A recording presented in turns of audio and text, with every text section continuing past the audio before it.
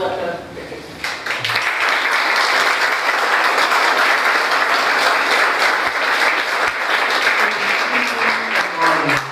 To be here at TEDxSchenectady, to be able to share my ideas and my views and my thoughts in such an amazing forum is one of the most important things for me. Because the stuff that she just described, the things that I do, the work that I do, is all for the purpose of what I consider to be the most significant point in my life, and that is to be a voice for the voiceless. And when I say the voiceless, I'm referring specifically to young people of color, poor people who are living in urban communities, who are dealing with many of the elements that we've identified throughout the talks today: environmental issues, equity issues, racial injustice, police brutality, substance abuse issues, mass incarceration, and the likes. And part of the reason why I decided to be, or actually I felt called to be a voice for the voiceless, is because I share a similar narrative to many of the young people that I work with. I understand what it is to struggle with poverty, to have to collect bottles in the morning just so you can get enough food, enough money for lunch. I know what it's like to have a parent who struggles with substance abuse issues. I know what it's like to have a father who was killed after my father was actually killed a month before I was born. And so with that said, it's interesting because I always say that I was kind of born into trauma. I was born into abuse. And it just recently dawned on me the state that my mother must have been in to have her child's father shot and killed, to get the call to hear that her child's father had been murdered right before she was giving birth. And so, similar to the young people that I worked with, I also had some of the consequences. I experienced some of the consequences that the young people are dealing with. I was incarcerated at the age of 16 as a young man striving to identify myself, trying to figure out who I was in the midst of all of these negative stereotypes, all of these elements that were inflicting our community. And I chose a path that seemed the most prevalent within my community. I chose to follow the other young men who were on the corners, fatherless, searching for an identity. And essentially, we were like the blind leading the blind. And we all led ourselves in the same direction. And that direction for me, and that destination for me, was a space that I found my voice. And that was in a maximum security prison. I found my voice in a prison after I had realized that there was a reason for why I conducted myself the way that I did. The reason why I was so self-destructive and constantly putting myself in harm's way. And it wasn't until this one instance in which I was conducting a group with other men in prison, because at this point I realized that because my experiences weren't unique, the answers that I discovered through my experiences were answers that could help improve the lives of other people. And it was one evening I was conducting a group with about 41 other prisoners. And I always told guys that if you have an issue that you're dealing with, it takes precedent over any topic that we decided on. And this one particular night, this Latino gentleman raised his hand and he says, "Hey, I have something that I want to talk to you about." And I said, we're all family here, we're all we have. Of course, share it. And then he commenced to tell me a story and tell the group a story about how his daughter, who was 9 years old, was being molested. And that every time he called home, his child's mother would say that she didn't believe it, but yet and still his daughter would continuously cry. It even got to the point where the mother was actually blaming the daughter. And this was heart-wrenching. But what it did is it opened up a conversation among the group members.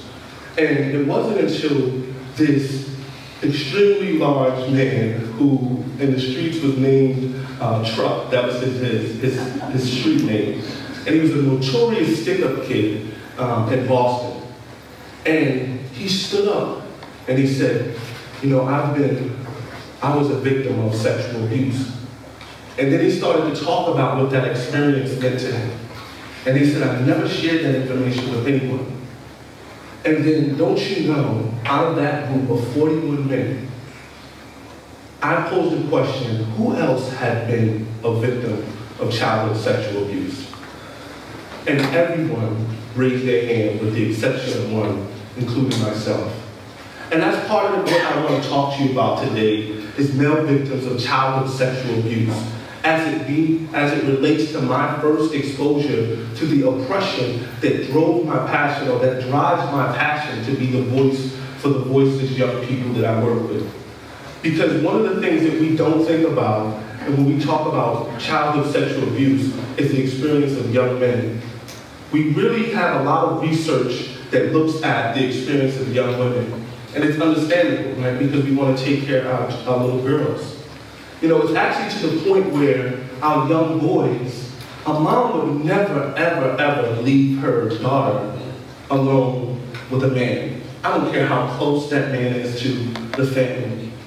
But that same mom, especially if she's a mother who is a single parent, may actually try to encourage a relationship with a man, with their daughter, with their son.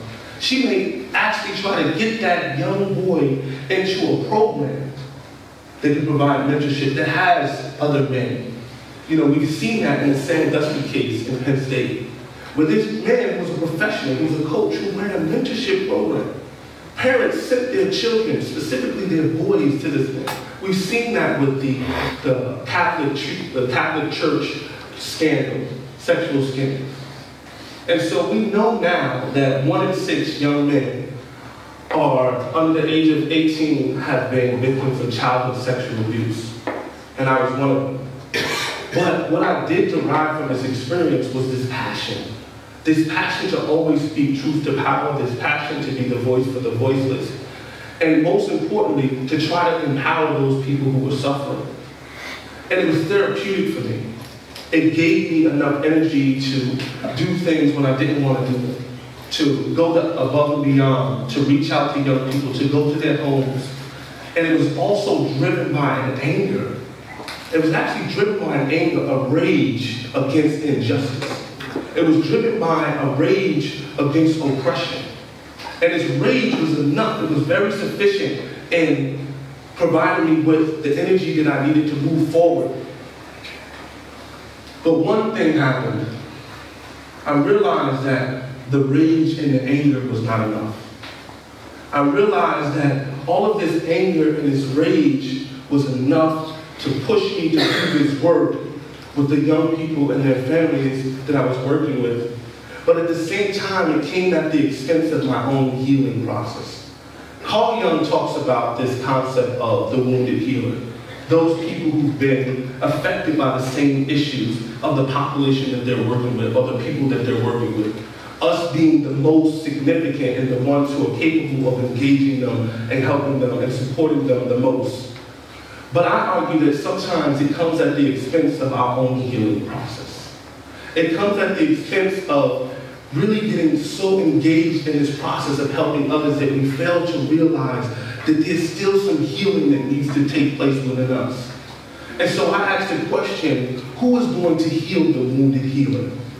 Because oftentimes we get put out into the forefront because people understand our value, and we get used to the point where we neglect our own well-being. And then what I started to notice among my peers, other people who are equally committed to this work, is that we started to display these behaviors that were indicative of that lack of healing. We would drink too much. Some of my friends who were like the most courageous, the most dedicated workers in the community would become over-sexualized, would be in abusive relationships where they would take out some of their frustrations on their partners. And that's what it caused me to look at myself, and I said, wait a minute, what's happening with me? And then I realized that I was not exempt. And when I started to reflect on myself outside of the work, I started to see that I exhibited the same self-destructive behavior pattern. Despite my title as a director, despite the work that I was doing in the community, despite all of the attention that I received for being someone who was committed to social justice, I also was engaging in self-sabotaging, self destructive behavior. Behavior that caused me to lose something that is the most dear to me.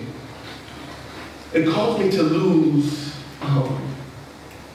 this is not working. It caused me to lose my family. Because here I was, out here trying to change the world, trying to empower so many young people. And then I realized that I was taking out a lot of my rage and frustration on the home front. I was hurting the woman who loved me more than anything, who understood me with all of my flaws and my background and my history. And it wasn't like abusive physically, but it was through neglect. It was through a lot of this anger that was driving the same, that was driving my efforts in the community, that were causing me to receive all of these accolades. And I did not want to compromise it because that identity was established well before I became a father and well before I became a husband. And so, at the expense of my family, I committed myself, continued to commit myself to this work and lost something so dear to me. And it was at this point, last year, because this is very recent for me, that it caused me to look at the need for me to continue my healing process. And it caused me to recognize that no matter what I was doing out in the community, no matter what I was doing to help other people, if it came at the expense of my healing process, that eventually it would start to manifest itself in my life where it would be counterproductive. And so what I ask you all today is think about this healing process, because we know that many of the people who go into the field, the social service field, the helping profession, are people who share a similar narrative to the population or the people that they're serving. And they thrive, and it's so therapeutic, and it's so beneficial to be able to use your story as a means to empower other people. But sometimes that empowerment of others comes from the depleted power, the power that's within that has not been truly formed and shaped, the power that is a derivative of the healing process that we need to continuously engage ourselves in. So anyone who's in this audience, anyone who's listening, who's engaged in this work, and we know that we have wounded healers on our team and our agencies, I plead with you to keep them mindful of the need for them to heal themselves so they can develop the empowerment that they need through the process of healing to truly be the leaders who can empower others. Because the other thing that I realize is that anger and rage is not consistent with doing this work. Anger and frustration with oppression is not going to be the continuous driving force behind this work. I recently learned that Mother Teresa never involved herself in anything that was anti. It was always about pro. And to me, that speaks to another level of compassion. And for me, at this point in my life, that's what I'm hoping to inspire my work. Not a hatred for injustice, but a love for justice. Right? Not a hatred for inequality, but a desire to see more equality in our country.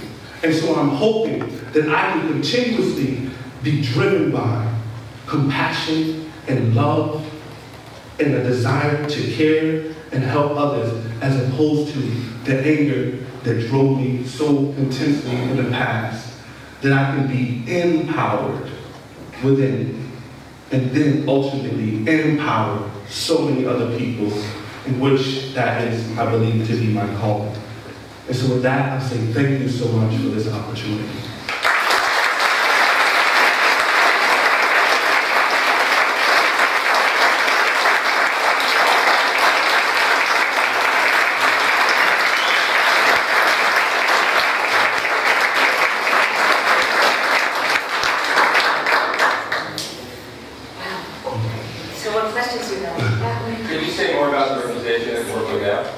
So the organization that I run now is called Living Partnerships Program. We actually have the more seasoned staff person who's here in the audience. And we provide academic and non-cognitive support to about 300 young people, 5th through 12th grade in the Albany City School District. Previously, I was actually the director of the Living Partnerships program here in Schenectady, where I had first-hand contact with those communities that you mentioned earlier, those communities that are intensely impoverished and have little access to the resources needed for them to have a quality lifestyle.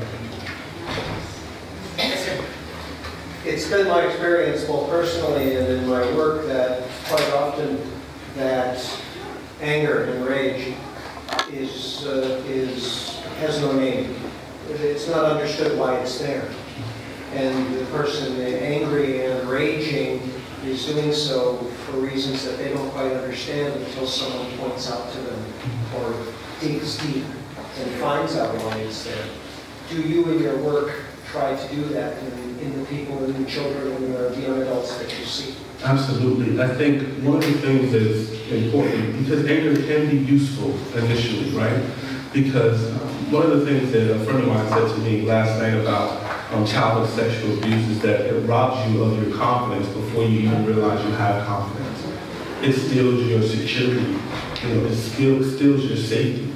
And so many of the young people that we're working with are dealing with multiple forms of abuse and circumstances that have robbed them of their confidence, robbed them of their security.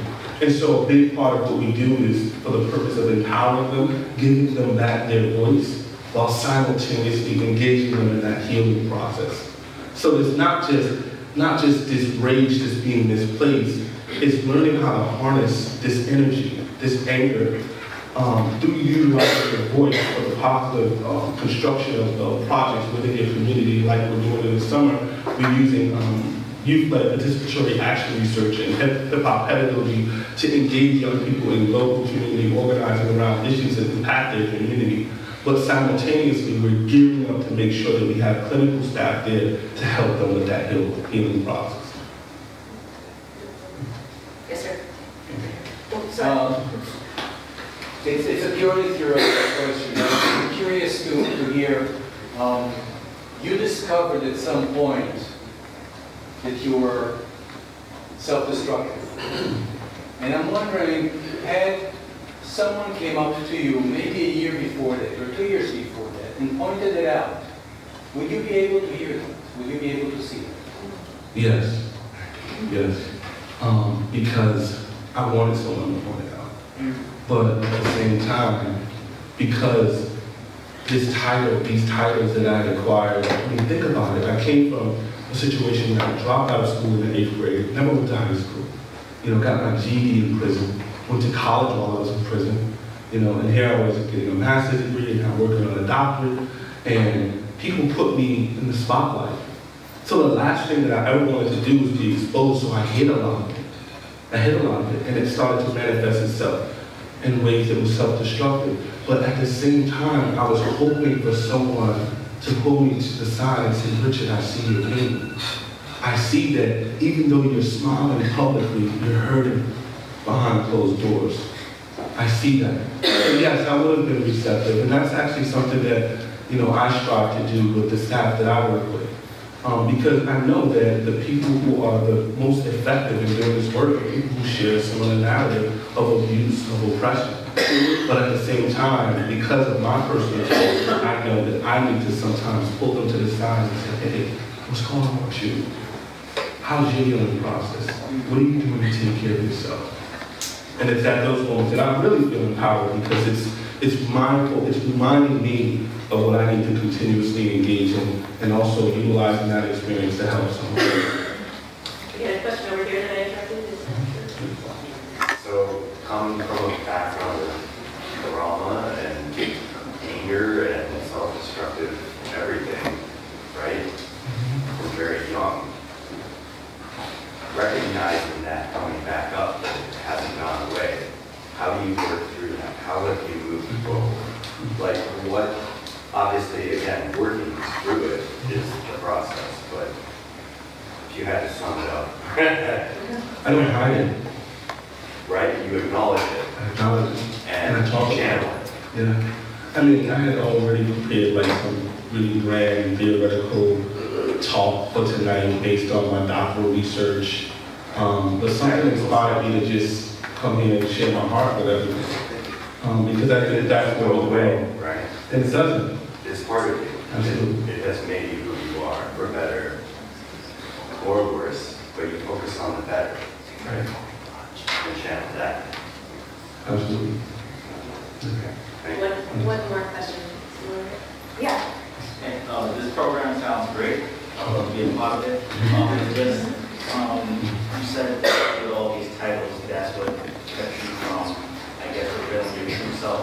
But did you find that your work was more powerful, more credible once you realized that you had the things that you wanted to see in the world?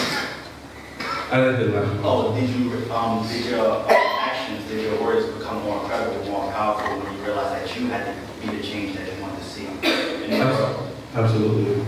Absolutely. And, you know, the irony about that is I was never really secretive about my past. Like, I talked about prison, I talked about abuse, but I never talked about what I was really feeling as a result of it. You know, I never talked about the harm that it really did and being so consumed with doing the work, which was really helpful for other people because they just needed to hear that they weren't the only ones going through whatever it was that they were going through, that they knew someone who looked like me, who presented like me, who had a particular title, who also knew what it was like to have a parent who struggled with crack addiction. That was helpful for them, but I really never talked about how it felt. I kept that part hidden. But Thank you. thank you. Have you regained your family? We have a working relationship, and I'm definitely in the life of my children, and working on maintaining a really healthy relationship with my ex-wife. One last question in the back. Yeah, so since you're working with the kids, I see that here a lot of kids, especially in the African American community, they grow without their father or the leading male figure. And as children, they learn a lot, they have a lot of emotions, and I think this anger inside themselves grows when they are small itself. Do you, when you work with your kids, do you address them? Do they open up to you, tell their anger that they don't have a father figure, they don't have a male figure? Do you try to address their anger at them at the small age itself so they don't keep growing with that? Yeah, definitely. I acknowledge it. That is also kind of normal. Because there's a reason for you being, angry. And the sad part about it is that, especially when it's stuff that takes place within the home, oftentimes we don't disclose that. So I'll talk to a young person, or you can talk to an adult and say, my life growing up was great. And then gradually as the conversation progresses, you hear, yeah, my dad got locked up. Things changed. Or you say, my mother started messing with crack. That's when we had to start living with my grandmother. And so, there's this fear of disclosing those personal issues and like putting on this front that takes place even early on.